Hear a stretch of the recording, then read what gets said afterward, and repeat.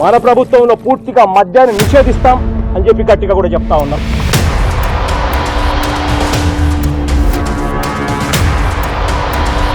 और एक बड़ी खबर मिल रही है, आंध्र प्रदेश में शराब घोटाले की जांच लगातार चल रही है. Irregularities in the liquor sale. The 3,200 crore liquor scam. ఇదివరకు గవర్నమెంట్ వైన్ షాప్లో సేల్స్ మెన్ చేశాను. ఆ బ్రాండే అసలుకి ఫేక్ మన స్టేట్లో. ఇది స్పిరిట్ కల్తీ కాకపోతే పేగులు ఎందుకు బొగ్గు మాతాయండి. జనాల్ని చంపకు తినేస్తున్నాడు, హాస్పిటల్ పాలు చేస్తున్నాడు.